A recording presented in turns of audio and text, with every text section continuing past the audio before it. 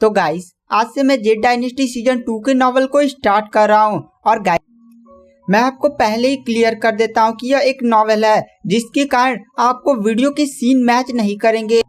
तो गाइस आज से मैं जेड डायनेस्टी सीजन 2 के डेली बाय डेली एक एक एपिसोड या दो एपिसोड को अपलोड करता रहूंगा। तो मुझे आपकी सपोर्ट की जरूरत है। तो चलिए बिना किसी देरी के आज के वीडियो की एक्सप्लेनेशन को स्टार्ट करते हैं। तो एपिसोड की स्टार्टिंग में हमें दिखाया जाता है कि जो जियो फैंग की गर्लफ्रेंड थी वो मर चुकी थी और हमें यहाँ से 10 साल बाद सीन शिफ्ट कर दिया जाता है और हमें रात का सीन दिखाया जाता है। आज पता नहीं कौन सी कयामत आने वाली थी। पूरा आसमान ही बहुत ही तेज बिजलियों से कड़क रहा था। चारों तरफ ही अंधेरा फैला हुआ था।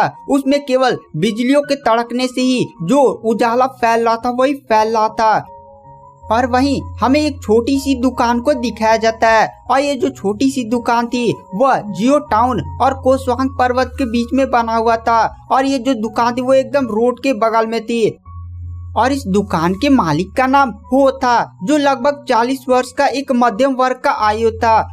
जो दुकानदार होता उसने इस प्राचीन उजाड़ सड़क पर अपना दुकान खोला हुआ था, जो सुविधा प्रोवाइड करता था जो यात्री नॉर्थ से साउथ की तरफ जाते थे और नॉर्थ से साउथ की तरफ आते थे। ये बेसिकली वहाँ पर सारे लोग रुकते थे और इसके दुकान पर चाय पानी पीते थे और फिर वो लोग अपनी अपनी यात्रा पर जाते थे। और दुकानदार हो भी एक दिए के सामने बैठा हुआ था और वो भी आज मौसम देखकर काफी ज्यादा शौक में था।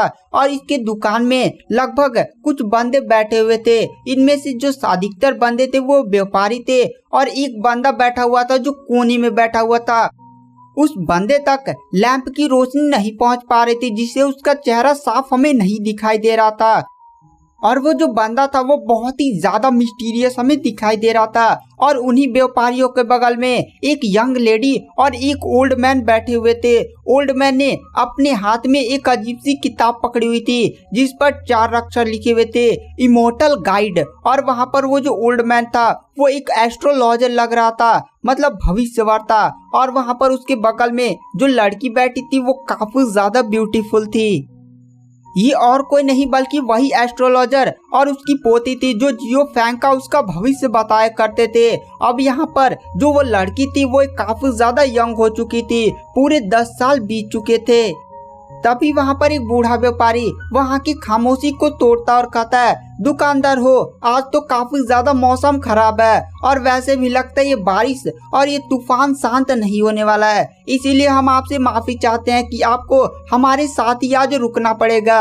वहाँ पर दुकानदार हो कहता है, आप लोग चिंता मत करिए, रात तक जागना वैसे मेरी बहुत ही ज्यादा आदत है। वैसे मेरी दुकान भी काफी ज्यादा छोटी है और आपके साथ बातें करके मुझे काफी ज्यादा अच्छा लगेगा।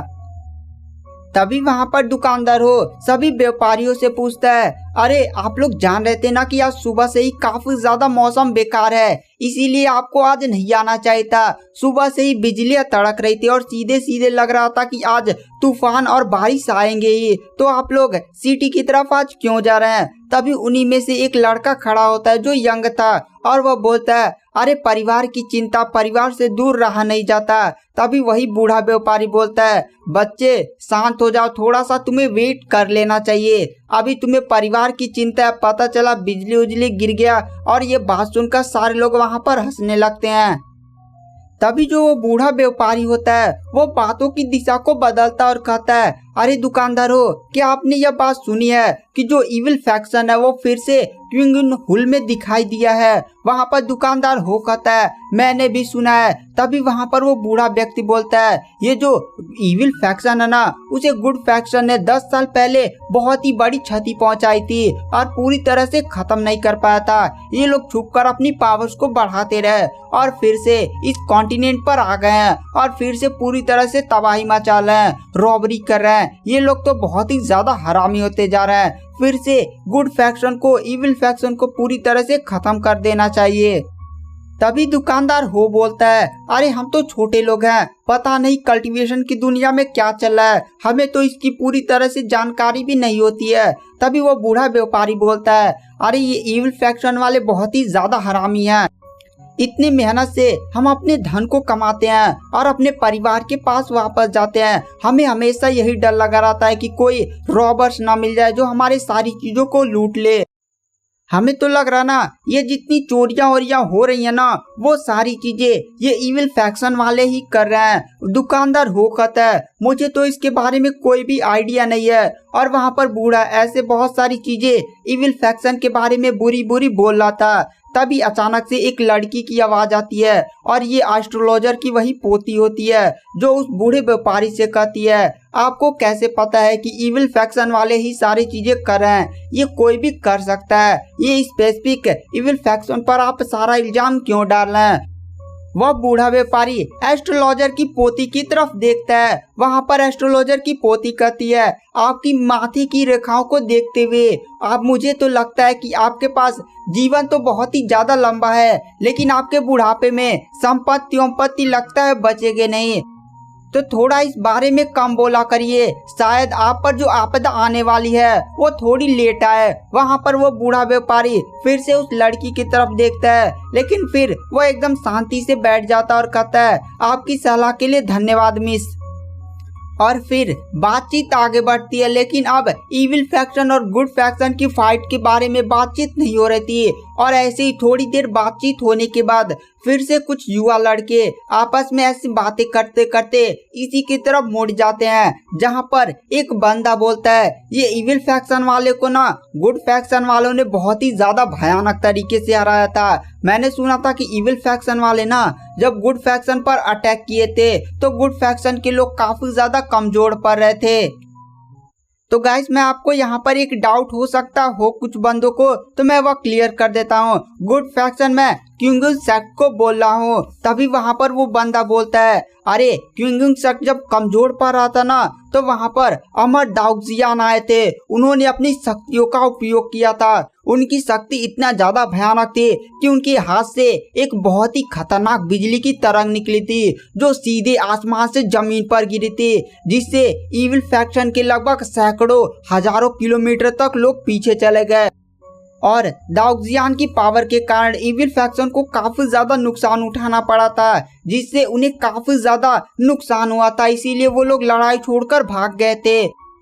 तभी एस्ट्रोलॉजर ओल्ड मैन की आवाज आती है और कहती है, क्या पागलों वाली बातें करो, अगर दाउक्सियान इतना ही ज्यादा पावरफुल था तो उसके सेक्ट में जो 7 एल्डर्स थे उनमें से 2 एल्डर कैसे मारे गए और इतने सारे डिसाइपल्स कैसे घायल हो गए, कैसे वो लोग मारे गए?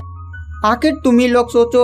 वहाँ पर एस्ट्रोलॉजर ओल्ड मैन की बात सुनकर सारे लोग सोच में पड़ जाते हैं। तभी वहाँ पर जो एस्ट्रोलॉजर की पोती होती है वह कहती है, दादाजी मैंने कहा था कि ना आप ज्यादा न बोला करिए, आपकी तबीयत वैसे ही खराब है। वहाँ पर वो एस्ट्रोलॉजर बोलता है, अरे बेटी मैंने तुम्हें अपनी किस्मत पढ़ने की अनुमति दी है, तो तुम जानती हो कि मेरी जब मौत आएगी तो मैं अपने परिवार के पास ही होऊंगा और मैं जीवन भर ऐसे ही घूमता रहूंगा, लेकिन जब मेरी मृत्यु होगी तो मेरी बॉडी अपने आप परिवार के पास पहुंच जाएगी, इसीलिए अब मुझे अपने जीवन की कोई भी चिंता नहीं है। वहाँ पर एस्ट्रोलॉजर की पोती बोलती है, अरे दादाजी अब क्या बात कर रहे हैं? और गाइस एस्ट्रोलॉजर की पोती का नाम झुओ हुआन था, जिसे हम पूरी एनिमी सीरीज में एस्ट्रोलॉजर की पोती ही बताएंगे। उसके बाद वहाँ पर जो एस्ट्रोलॉजर होता है वह सभी जितने भी वहाँ पर व्यापारी बंदे बैठे हुए थे सभी को वह क्विंगन हिल में क्या क्या हुआ सारी चीजें एकदम बहुत ही डिटेल बाय डिटेल एक्सप्लेन करने लगता है। वहाँ पर जितने भी युवा लोग थे वो लोग एस्ट्रोलॉजर की कहानी को सुनकर काफी ज्यादा रोमांचित हो रहे थे। वहाँ पर तभी एक बंदा खड़ा होता और कहता है, एस्ट्रोलॉजर बाबा आप तो जैसी कहानी सुना रहे हैं, ऐसा लग रहा है कि आप भी उस फाइट को अपनी आंखों से देखे हैं, क्या आप भी उस फाइट में शामिल हुए थे?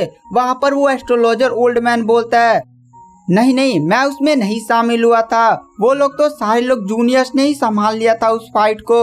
वहाँ पर जितने भी लोग होते हैं वो बहुत ही श्रद्धा भरी नजरों से उस ओल्ड मैन की कहानी सुनने लगते हैं। वहाँ पर जो उसकी पोती होती है वो ओल्ड मैन को क्विंगन हुल के बंदों को जूनियर्स बोलता हुआ देखकर थोड़ा उससे हंसी भी आ जाती है।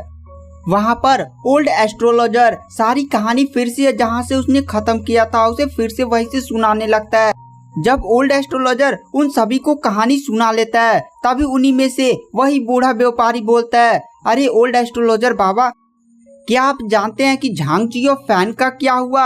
आपको इसके बारे में कोई आइडिया है कि नहीं? वहाँ पर जैसे वो ओल्ड एस्ट्रोलॉजर कहानी सुना रहा था, जैसे वो पूरी कहानी को ही एकदम अपनी आंखों से देखा हो।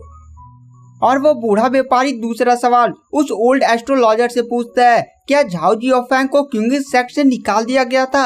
आखिर वो है कहाँ? वहाँ पर ओल्ड एस्ट्रोलॉजर बोलता है, उसके बारे में तो कोई भी इंफॉर्मेशन नहीं है। उस फाइट के बाद झाओ जियोफैंग को किसी ने भी नहीं देखा है। तभी वहाँ पर जो दुकानदार होता है वो ओल्ड एस्ट्रोलॉजर से पूछता है, अब वो बंदा कैसे दिखता होगा?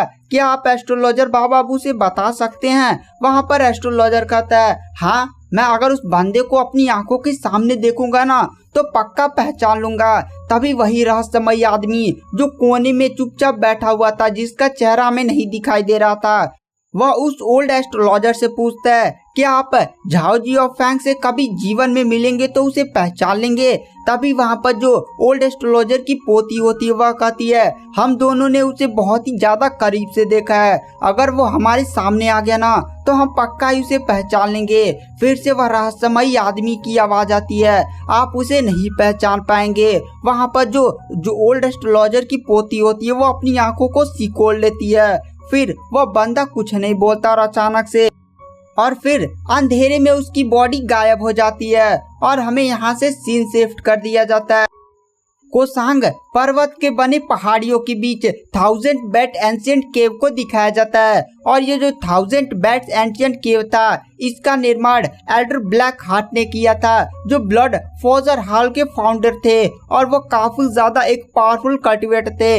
इनके नेतृत्व में इविल फैक्शन बहुत ही तेज ग्रोथ हुआ था और ब्लड फोजर हॉल भी बहुत ही खतरनाक बन गया था। लेकिन इस समय के जो डिसाइपल जो ब्लड फोजर हॉल में शामिल थे ऑन एन एवरेज ठीक ही ठाक थे, लेकिन एडर ब्लैक हार्ट के समय जो डिसाइपल थे उससे काफी ज्यादा ये लोग कमजोर थे और इस समय ब्लड फोजर हॉल में केवल 10 मेंबर थे, जिनमें से नियान लीडर, वाइल्ड डॉग और ऐसे कुछ और बंदे थे जो काफी ज्यादा इस समय घायल थे। उनके चारों तरफ अजीब से काले कपड़े पहने हुए बंदे खड़े थे, जिन्होंने अपने गले में एक अजीब सी खोपड़ी सी माला पहनी हुई थी।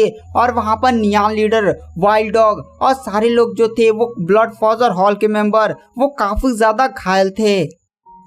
और गाइस, अगर आप जे डायनेस्टी 2 के आगे के एपिसोड जल्दी देखना चाहते हैं तो आप हमारे पेड टेलीग्राम चैनल को ज्वाइन कर सकते हैं, उसका लिंक आपको डिस्क्रिप्शन बॉक्स में मिल जाएगा। और इस टाइम 40% ऑफ भी चल रहा है। और गाइस, अगर आप जे डायनेस्टी का लाइफ टाइम सब्सक्रिप्शन बाय करते हैं तो आपको थ्रोन ऑफ स्टील का पूरी नॉवेल का एपिसोड फ्री में मिल जाएगा। बस आपको जब जे डायनेस्टी सीजन 2 का लाइफ टाइम सब्सक्रिप्शन बाय करे तो उसकी स्क्रीनशॉट मुझे इंस्टाग्राम पर भेजना होगा और मैं आपको थ्रोन ऑफ स्टील की पूरी नॉवेल का आपको लिंक मैं सेंड कर दूंगा, जिससे आप थ्रोन ऑफ स्टील के एकदम फ्री में एक्सेस कर सकते हैं। तो चलिए आज की वीडियो की एक्सप्लेनेशन को यहीं पर एंड कर देते हैं। नेक्स्ट एपिसोड जल्दी हमारे चैनल पर अपलोड कर दिया जाएगा। Thank you, bye bye.